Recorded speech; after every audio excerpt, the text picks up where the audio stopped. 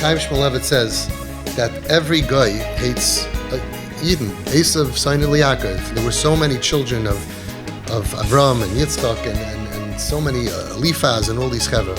But there's one who is our sworn enemy, our biggest enemy ever. Amalek. Everybody knows that. Amalek is the worst. Question is, Amalek was a kid. He grew up, his father was Eliphaz, his grandfather was Esav, great uncle was Yaakov.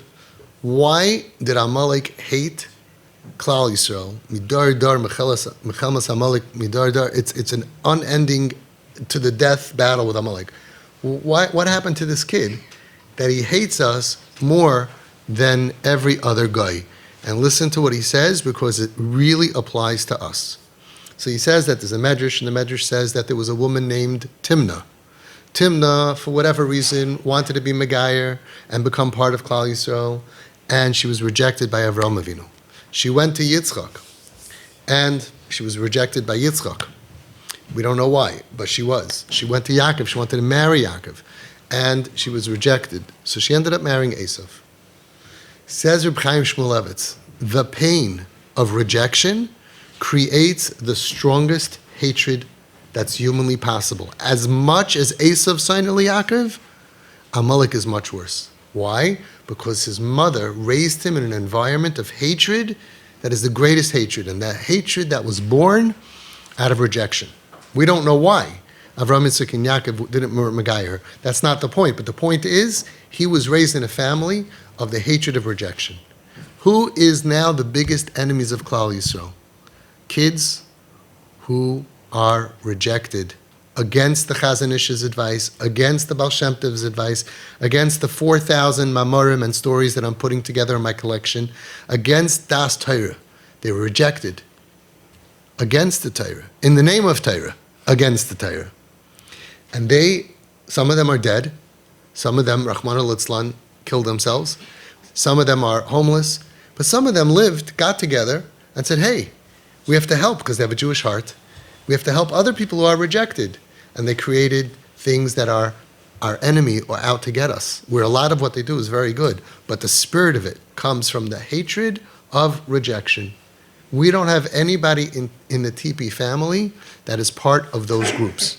When the show came out on Netflix really made Yiddishkeit look bad, none of our kids would participate in that. And from our 500 plus families, we should have had a few who want to tell their story. And they have a lot of pain, they have a lot of things to say, but they wouldn't do it.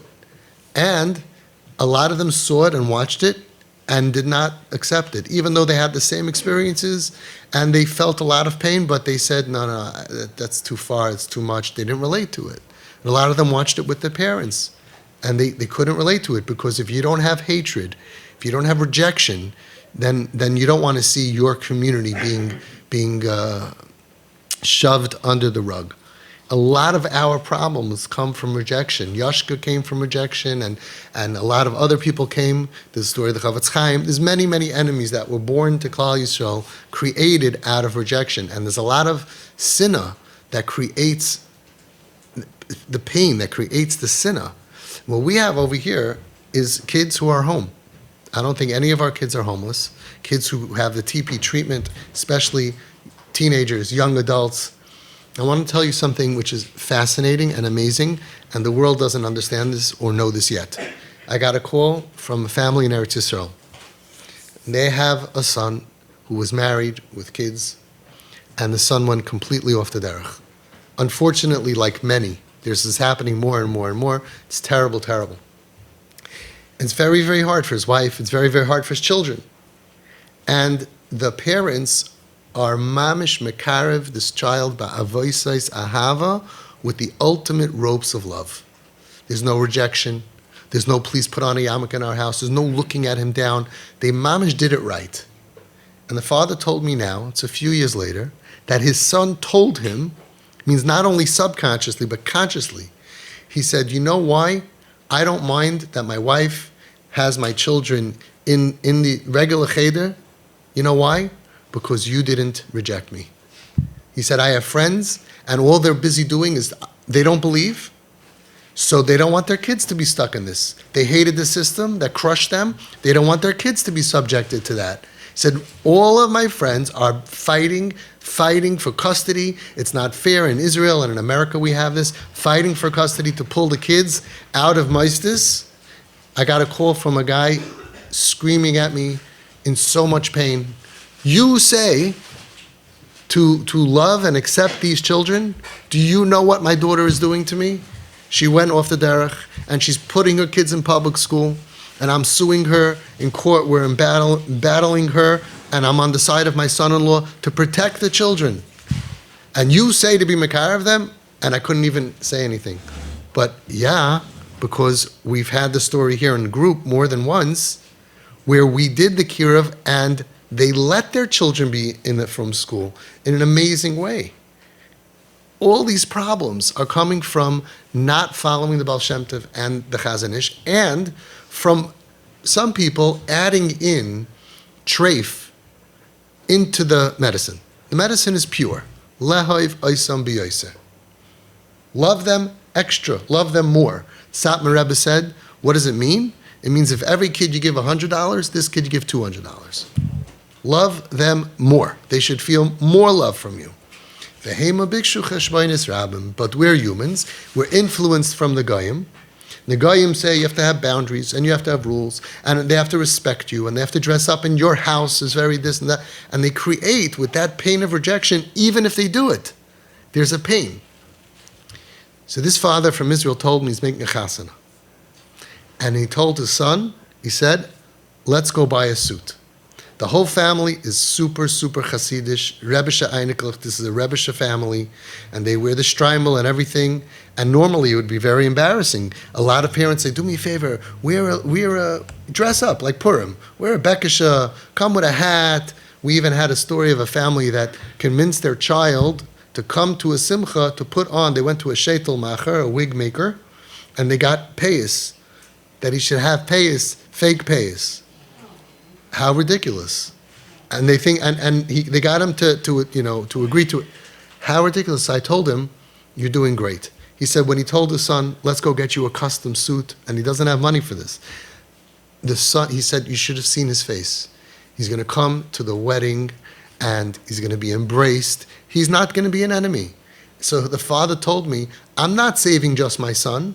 I'm not saving just my shalom bayis that we're not fighting. I'm not just saving my atmosphere at home that we have peace and tranquility and that he's not trying to pull his siblings off. It goes more than that. I'm saving my Einiglich. I'm saving my grandchildren. Because he's allowing them.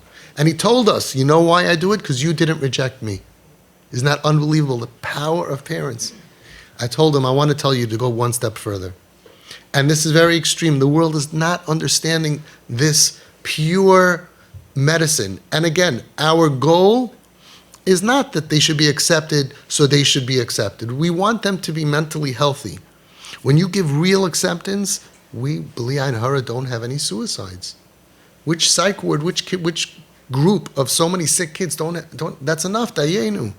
We don't have kids going in and out of psych wards. It's maybe 1%, maybe 1%, maybe 2%, not more than that. We're really doing the right thing for their mental health. And if you're ever dreaming that you want to see them from, this is the way.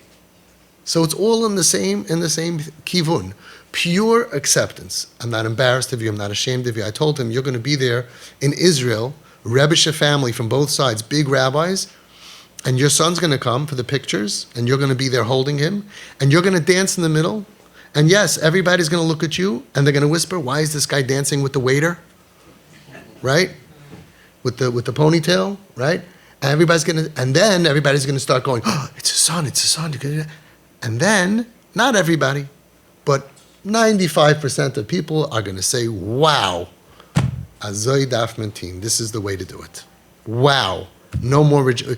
Klal Yisrael is so sick of rejection, so sick of this war. If you're not like me, you can't be in my house. Just show me where does it say that? Where does it say that? If you're not like me, I got a lot of work to do. I want to be makar of you, that you should want to be like me. It's like they go to school for 10, 12, 13, 14, 15, 16 years. They know everything we know. And if that doesn't work, and it's like bent, so now with force, we're going to pressure them. In my house, you have to wear a skirt. In my house, you have to come to the Shabbos table dressed. Who said, Lehoiv oisam b'yoser? It works so well. Yinasu l'mashcham, said the Chazon Ish, try to pull them in ba'avoisais ahava, with cords of love. And then he added 3 words, v'loi l'tchaisam chalila. God forbid, he wrote chalila. Don't reject them. No, I didn't reject them. She's okay with it. He's okay. You are rejecting their being them. So I told him, if you want extra credit, you go over to your son, and when he comes to the chasen in a suit with a yarmulke, first of all, you write him a letter beforehand. This is our family simcha. Our family is not complete without you. We love you and we're proud of you. And if anybody makes you feel uncomfortable, we will throw them out. And if you know in advance someone's going to make trouble, you say, listen, either you come and you compliment and you're nice, or please don't come to the simcha. Everybody else's life will be fine, but this is the patient, this is our concern, this is the most important thing. The only person you don't say it to is the chas and kala. We need them, okay. But everybody else, you could stay home. Don't embarrass my kid. Don't be mavayish barabim, alav in the Torah. Fine. I said, but then he's going to come in with a little cute little yarmulke, right? He doesn't wear a yarmulke in the street. He says he's an atheist, Rahman al-Islam. Fine. You go over to him, you say, Shefel, a sweetie, put your hands on his, because a great NKN. You put your hands on his head. You look in his eyes. You say, you are so sweet. Thank you. Thanks a lot. You are so sweet. I love you so much. Wow, what did I do? What did you do? First of all, I got to give you a hug. You give a big hug, TP hug, embrace, don't let go first, don't pat, don't mush, just hold. Okay? And then, after a few hours of that, when they finally let go, they have to let go first, you put your hands on your child's face and you say, you put on this yarmulke out of respect for us. Wow. That is you are so respectful. You have such good midos. You're so amazing. It's okay, you can walk right in front, it's not going to notice you. You're amazing. You're the child of my dreams. Yes, he's different, but he's willing to bend over backwards for you. You acknowledge it, you make him feel like $1 million. I'm so proud of you, because from his perspective, that is a big thing. He doesn't want to wear this, and he's doing it because you let him wear the suit and you made him feel comfortable. He's going to zushtel, he's going to conform to you. You want double extra credit? Very, very gutsy. You tell him, you're so sweet, the same thing, but you don't need to do it. Take it off. You don't need to dress up for me. You don't need to dress. I love the real you. Think about it. If the whole medicine is acceptance and love, think about how much deeper that connection is. And people lose that over the fact that they're wearing a yarmulke temporarily, which doesn't make them frum. They're not comfortable. They're always trying to, it always falls off. And they always take it off and put in their pocket or whatever. And just look them in the eye and say, so sweet of you, but you don't need to do that. They don't take it off. They don't take it. Now, what happens is, first of all, you should just know, we've done this many times. You gain bazeh ubaba. It makes it non-painful for them, and they have respect, and by giving them more, they end up saying, no, it's okay, Tati, it's okay, Mommy, I want to wear it. We never lose with this. And if they take it off, you'll gain in the long run. But your NKN, it's real. It's real. You don't need to dress up for me. A kid who goes outside, she wears a mini skirt, micro mini skirt, right? The skirt that they sell in the belt section, which is 90% off.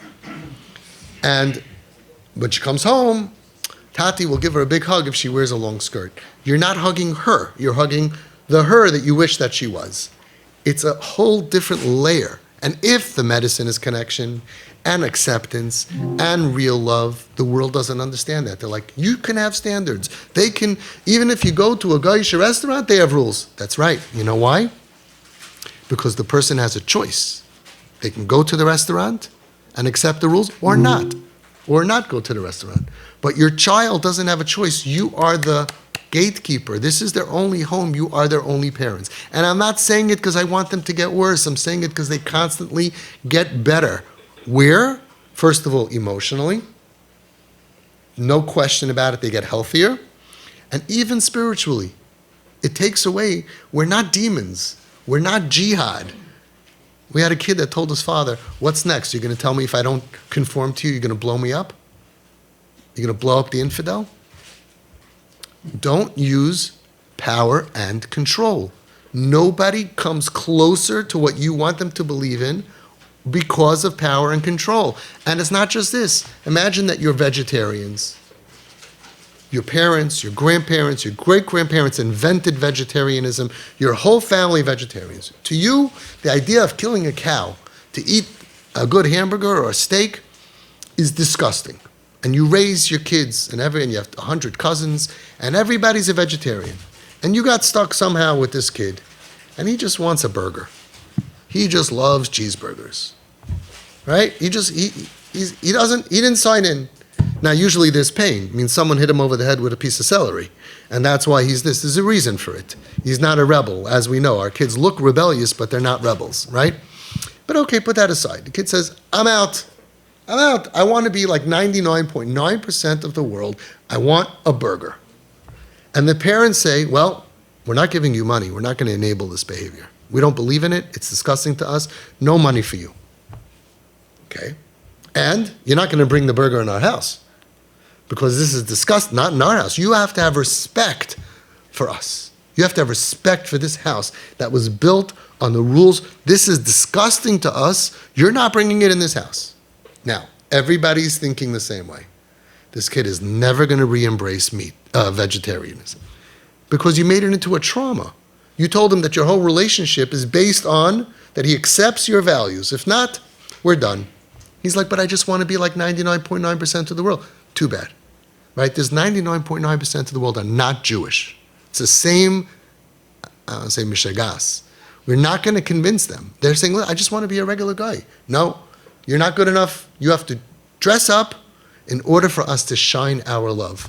That means, first of all, that our love is contingent upon this behavior. I'm not a big unconditional love guy for the same reason as the Goyim.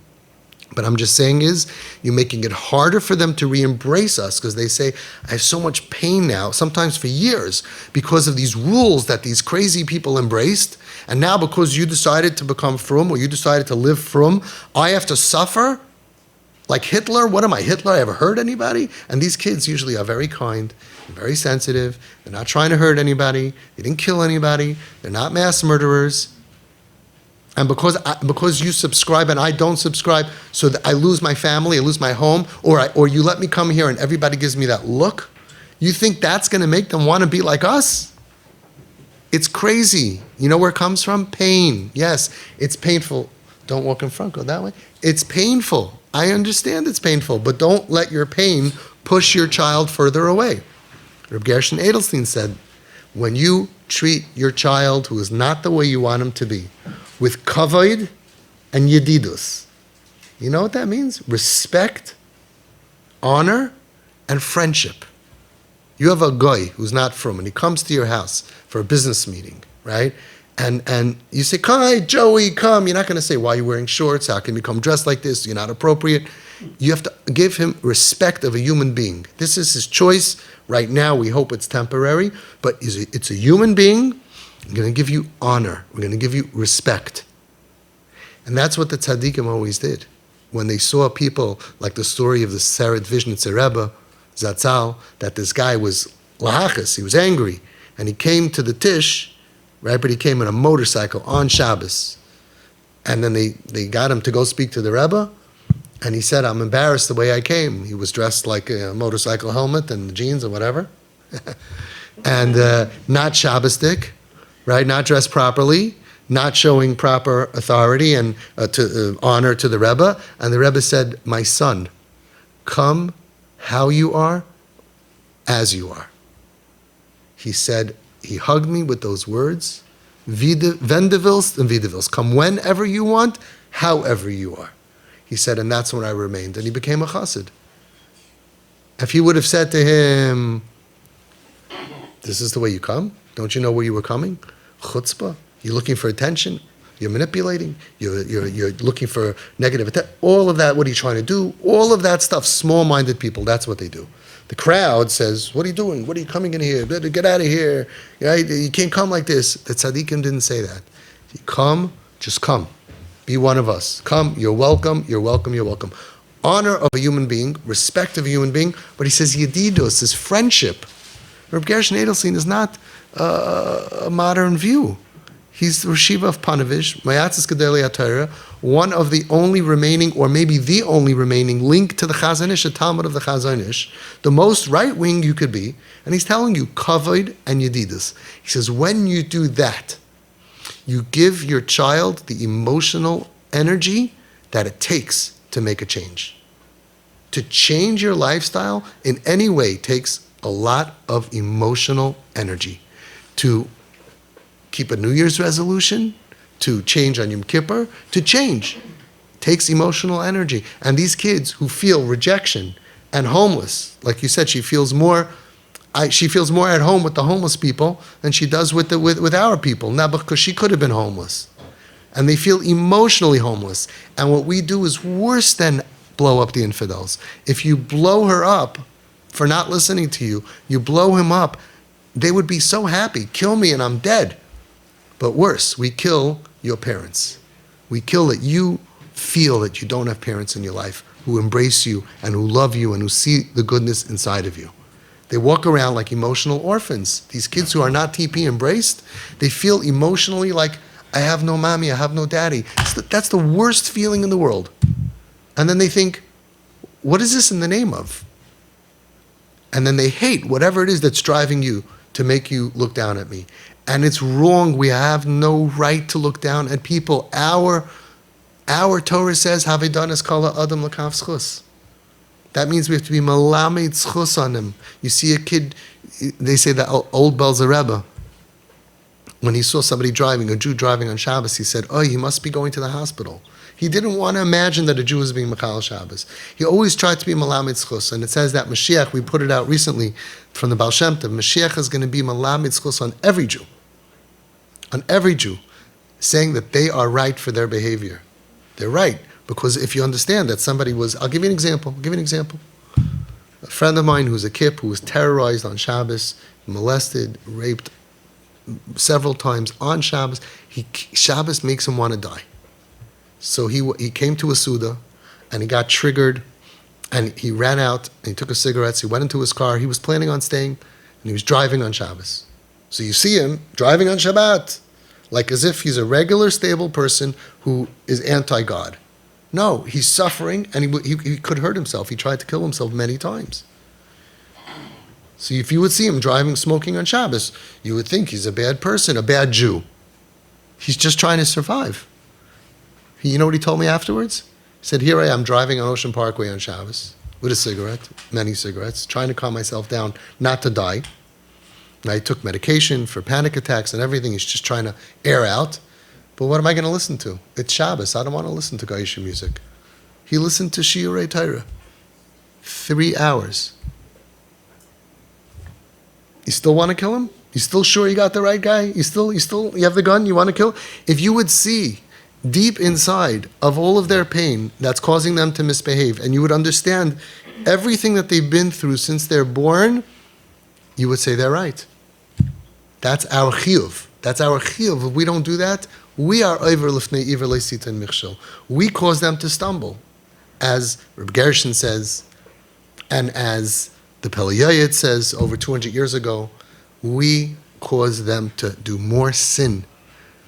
And emotionally, wow, somebody went over to a kip at a simcha and gave him good advice, How could you come dressed like this? What are you doing? Whatever. He went out and he stuck a needle in his arm. He almost killed himself. He started heroin again. He was trying to get clean. Now he's back on drugs. It's so painful for them. This whole thing is not about intellect. It's all about pain. A Jew who's not in pain doesn't do these things. So when you see somebody come to a wedding, a simcha, dressed not appropriately, you see somebody cursing God, you see somebody acting out crazy, you have to understand this person is in pain. And the only thing you can do to save them looking as a frum religious person is to show them that we're not all bad. And how do you do that? You embrace him, and you don't criticize him, and you just show them, I don't judge you. I don't judge you. I love saying this Gemara. Reb Shimon Bar Yochai was walking, and he sees a man cursing God. Reb Shimon Bar Yochai, Rashbi. Reb Shimon Bar Yochai, you know who he was? Lag Baimer? That guy. The one who was in the cave? Yeah. The greatest of the great. And he hears a Jew cursing God. Cursing God. I've heard it. Oyla Aznaim Shekach Shamu, one of the first Home Sweet Home boys, was in my dining room, and he started cursing God. And I'm thinking, I had no training. I'm 30 years old. I'm like, what do I do with this? The Baruch Hashem gave me siyata d'shmaya how to handle it. But it's very tough. So Reb Shimon Bar Yochai tells him, why are you cursing God for all of your tsaras, all of your pain? Why don't you pray to him that he should take away your pain? Not bad. He didn't tell him, you're a disgusting person, you're a horrible Jew, how could you talk like that, I'm going to stone you, I'm going to burn you. He gave him good advice. You're cursing God, I would say, that means you believe in God. So you believe in God, why so angry at him? Why don't you just pray to him? You believe that he caused you pain. This goes very well with what I told that kid. I'm putting it all together now. I was hearing him curse God in my dining room. I don't know what to say. Now, if I tell you his story, you'll hear why he cursed God. He was tortured. This kid was tortured since he's 8 years old. And then he was homeless and he was rejected. I mean, so much pain. If we put in our vein 30 seconds, we would be cursing God, because that's what you do when you... How could you judge anybody in so much pain? Like the Divrei Yoel said, and so many tzaddikim, they said after the Holocaust, the survivors, they could do what they want. We don't judge them. They're going straight to Gan Eden. These kids who were molested and raped and rejected and thrown out and homeless and suicidal, they're going to be judged? Are you kidding me? But what I told him was, I said, wow. He looks at me like, wow. I said, I don't think since Avram Avinu there was any Jew that had so much emunah like you do. You really believe in God? And it's okay, it's good background music. And you really believe in Hashgacha Pratis. You believe that Hashem exists and he pulled the trigger to ruin your life. Wow, you have so much real emunah. And he looked at me and he froze. He looked at me and goes, I never looked at it that way. It wasn't 6 months later. This kid was completely Shemitah Torah mitzvahs and frum. Got married, Kedas Moshe v'Yisrael. If I would have told him, how could you talk like that? How could you talk like that? What's the matter with you? It's the exact opposite of kavod and yedidus and respecting somebody is in pain and somebody. So Shimon Bar Yochai tells him, you believe in God, you're cursing God, why don't you pray to him? So the guy tells him, you're right. I prayed to God that you should have all my pain. Surrender. Huh? Surrender. And I prayed to God, you, Reb Shimon Bar Yochai, should have all the pain that I have. Reb Shimon Bar Yochai said, surrender. You're right. You're right. When someone's in pain, don't give him your advice. Use your brilliant wisdom for fixing your own life. Someone's in pain, imagine someone's on fire, and you could see they're literally on fire, and you can't help them, and they're cursing God, and you say, why are you cursing God? Why don't you pray to God? Shut up. It's good advice, by the way, but you don't say that when someone's in pain. You put your arm around them, you get them out of pain a little bit. You give them, like it says from the Baba Rebbe, from the Lubavitch Rebbe, from every Rebbe and from every Litvak. You start begashmias. Be there for him. Help him out. And then when you're their best friend, that already is a help. And then you could say, I was thinking about it. There's a way to approach it. But all of these lines, these throwaway lines, that's like what Reb Shimon Bar Yochai was doing. Hey, you're in pain. Why don't you... And I'm not knocking it, but the Gemara knocks it. Reb Shimon Bar Yochai said, he's right. Biggest man in Klal Yisrael acknowledges, I was wrong. That's what you parents do when you go to your kid and you go back to your behavior before you were trained, before you had this understanding, and you go back to your kids and you say, I was wrong. I was wrong. I didn't know how to deal with it. I got bad advice or whatever. It doesn't matter because they don't want to hear that. Yeah, and if they told you to cut my arm off, you would have cut my arm off. They don't want to hear that. I was wrong. I never should have abandoned you. I never should have turned on you. I'm with you forever and ever, no matter what. There's nothing you can do that's going to make me stop loving you. I'm always your father and mother. And you know where that comes from? The Torah. The Torah. Today is the yard site of the Bas Ayin, the Avritcha. And the Siva Shalom says from the Avritcha, and actually the Krula Rebbe, who you should all go to, I'm sure most of you have gone, called me today to remind me to tell the group. Big schus to say something in the name of a tzaddik who was nifter. He says, what does the pasuk say? Ani Hashem, Asheichin itam, b'soich tumasam. I am God. I dwell with you in your tumah, in your spiritual impurity. It's one pasuk. It's two messages. He says the same way that if you don't believe Ani Hashem, if you don't believe I am God, you are an apikoros, you don't believe in God. So too, if you don't believe that Hasheichin itam b'soich tumasam, that God dwells with you and your children in their tumah, bistazel ba'apikoros. You're the same heretic that you don't believe the pasuk. God says, and He wants us to know, I am with you forever. And we love that. I get chills. Because if he said, I'm with you only if you're good, we're cooked. He wanted it to be unconditional. Because He knew that that's the only way for us to ever get through this life. We're not tzaddikim. Ein tzaddik ba'aretz asher ya'aseh tov v'lo, and everybody knows leiv yodei maras nafshay. We all know that we're not tzaddikim. I looked around in shul on Yom Kippur and I saw I wasn't the only guy going like this, you know. Everyone's saying the al-chetz, Hashem, the baganu, a lot of stuff. Right? I had a checklist. I didn't get all of them. I tried to get 100, but I didn't manage to do all of them this year. I didn't have enough time. But I did pretty well. I'm like, yeah, I got this one. You know, the guy next to me, by the al-chetz, he was crying so bitterly, I started to feel jealous of the stuff he did this year. You know, everybody says al-chetz, and everybody says, Hashem, don't abandon me, even though I am undeserving. That's our bloodline. That's what keeps us connected to God no matter what. Says the Avritcha, the Heilige Bas Ayin, that if you don't believe Ani Hashem fully, you're an apikoros, you're a heretic. If you don't believe the next part, you're the same apikoros. Asheichin itam b'soich tumasam. And do you believe it? Do you believe it 100%? It's hard. Do you believe it 80%? The Siva Shalom says, from previous, I think from Lechovich or some other one of the earlier tzaddikim, if a Jew does Aveira Hachamura B'yoser, okay? Extra super duper horrible Aveira. I'll let you think of, no, don't think of what it is. Just extra super duper Aveira. And right when you're done, you're not ready to pray to Hashem, Lishbach Sichai, and you're not ready to daven to Hashem right after, he says you haven't tread over the threshold of understanding Judaism. You think God only wants you when you're holy. God always wants to hear from you. This is authentic Yiddishkeit that we don't know and we don't give over to our children. And a lot of people are scared to tell our children. Someone told me, I don't want my kid to know this, because then why would he be good? Hello, your kid is going to do a sin at some point. And if he doesn't know this, he's going to say, God doesn't want my tefillah. God doesn't want to hear from me now. So first of all, we're not embarrassed to teach our children Teiras Emes. We can handle it. It's Teiras Emes, we teach it. And second of all, maybe if your kid will never sin, maybe he should know it. But if your kid's going to sin and he's going to think God abandoned me and he's done with me,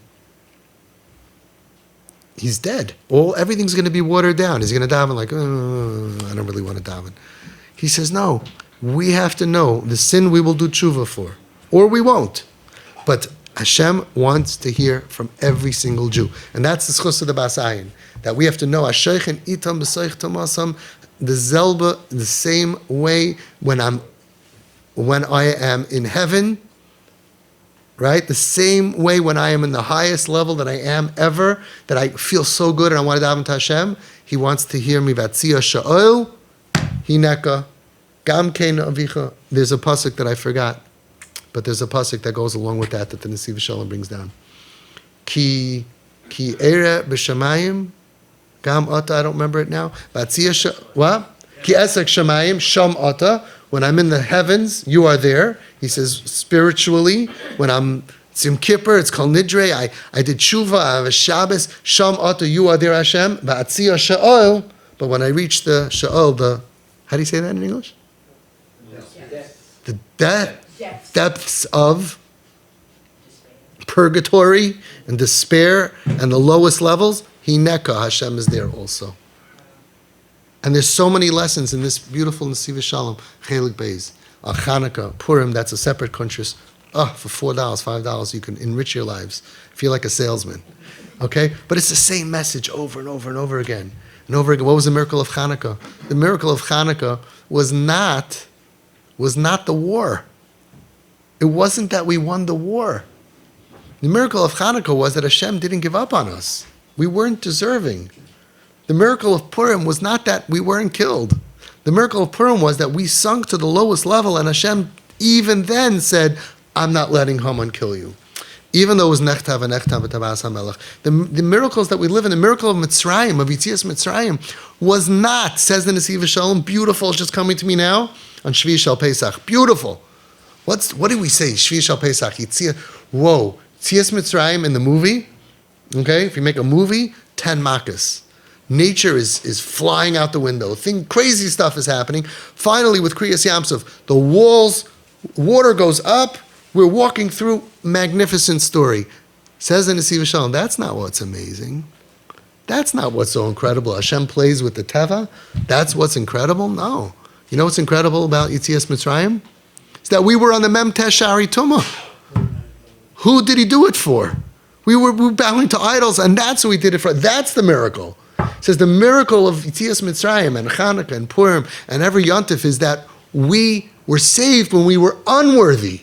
Why? To teach us that when we are unworthy, Hashem will still be willing to turn over the world for us because the love that He has for us is unbreakable, unshakable, unconditional. And that's what we have to teach our children. Nothing we can do can break it. There's no Avera that you can do that's not going to break it. Menashe was the worst king in the world. Menashe did terrible things. He killed his grandfather, right? Yeshaya, was it Yeshaya? Kill your own grandfather, a Navi, a prophet. He murdered people. The worst guy in the world. The Midas Hadin said, no taking back his words. He reaches out to Hashem. He davens to Hashem. And the Medrash says that Hashem realized He built a world with Midas Hadin. And according to the nature of judgment, Menashe could not be helped. So he, whatever this means, he cut a hole under his Kisei HaKavod. He got one of these, stuck his hand down and pulled Menashe up. Because he didn't want to see him suffer. Even Menashe made it. Even Acher made it. It says Acher didn't make it because a baskol came out from Shemayim. Everyone, shuvu banim shevavim chutz me'acher. And Acher, the Rebbe of Rameir, who's called Acher, we don't even say his name, bad guy, he heard the baskol.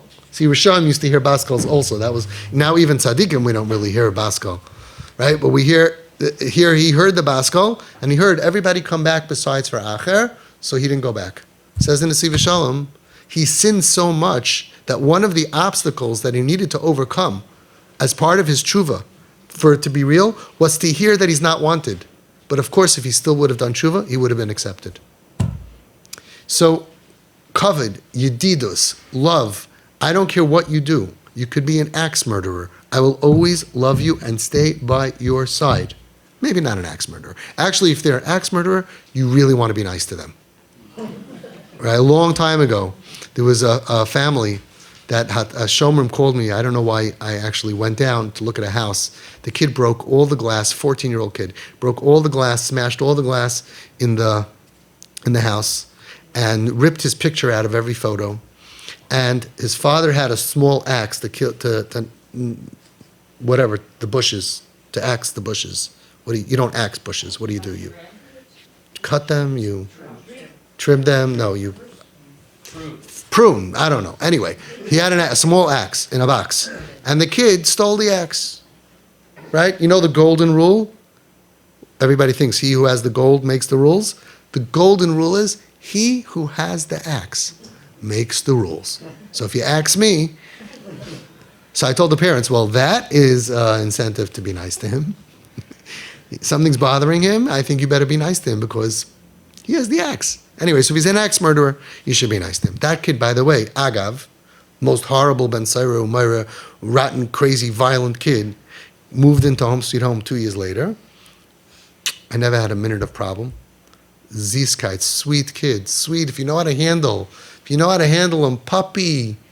He moved out 1 year. He went back home.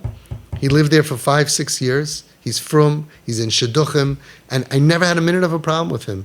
He was just misunderstood, and when you misunderstand people, you hurt them. A lot of parents out there, by the way, who are not TP trained, they think they're helping their kid. Yeah, I listen to your videos, and they're saying things, and I'm like, no, that's hurtful, that's painful. You got to be so careful. So kavod v'yedidus is our mahalach. I'm your friend. I'm your friend. You're struggling. I know it's really tough. I'm your friend. And that's the only chance that you ever have that they'll actually ask you for your advice. And we'll talk about how to offer advice, because that's very tough also. And Hashem should help that we should get all of our kids back to be alive, home, functional, happy, and from. We have a lot of dreams for our kids. But we got to do all the work. It's all on us. Because as soon as we blow it, I got a call today from a therapist. One of the parents who's not here, who says they follow you, right, on WhatsApp, and I beg parents, don't do that. You need guidance, real guidance. Story within a story. When I was in Mezhbish, so I met with the English people who are not under my guidance, but they said, oh, we're following you on YouTube. I said, you're dealing with a pikuach nefesh, dangerous situation, following some guy on YouTube? I said, can you imagine if a kid needs brain surgery? So you say, no problem, I'll do it, and because I'm following a guy on YouTube. You know, now open the brain, okay? You're going to follow. I said, that's for backup. That's for chizuk. That's for general ideas. But you need guidance in dealing with a pikuach nefesh situation. Back to the other story. What was I saying? We all forgot? Story within a story, what? Yeah, what was I before this story? About this therapist that called me. Thanks for keeping track. Worthless crowd. Yeah, you were stuck in the accident. So the therapist calls me up, goes, and the mother totally lost it on the kid, threw the kid out of the house, called him a guy. You know, like you parents are human. Human beings make mistakes when they're in pain, right? And every parent says, that's right. That's why I made mistakes, because I was in pain. Your kid too. If you as an adult, stable person, can make mistakes because of pain, imagine a brain that is still forming and that went through a lot of trauma and pain. They also make mistakes because of pain. And our job is to tell them, it's okay. We all make mistakes. I love you the way you are. Don't dress up for me. Don't dress up for me. Come on, imagine your husband tells you, I like you, but I want to see you in a blonde sheitel. Then I'm going to like you. Over. It's done. Well, I don't know. What do you think? That's for Wednesday nights, Shalom Bayis group. I don't get into Shalom Bayis things. Nobody wants to be loved if I dress up for you. I came out of the closet. I told you, I'm not religious. Yeah, but when you come home, please wear a yarmulke. It means so much to me. And I have another question. Why does it mean so much to you? You know your kid is eating treif and doesn't wear a yarmulke. So what are you actually thinking when you look around? Oh, it's like you make believe you're psychotic. You see, and Chaim's here with a yarmulke. He's not from. He's not Shem Shabbos. Oh, Chani's here. Oh, look how pretty you look. Tznius. You know she's ripping off that dress as soon as she walks out. You don't know it's not a real relationship. If it's not real, how's the medicine of Lehav Oisam B'Yosir going to work? They don't feel liked and loved unless you can embrace so you got to take away those layers of false things, and people don't understand. They misunderstand. They say, what do you mean? Your house can't have rules? Your house? All of that is for normal people. Somebody's drowning. There's no rules. Connection, nobody found another way to save kids other than connection. Nobody. So they take 80%, they take 90%. Why? 100%. Be stupid and simple and just say, if what's going to save my child, and Reb Gershon says, Zuhi hatrufa yichida, the only medicine. You never hear that. This is the only way. This is the only way.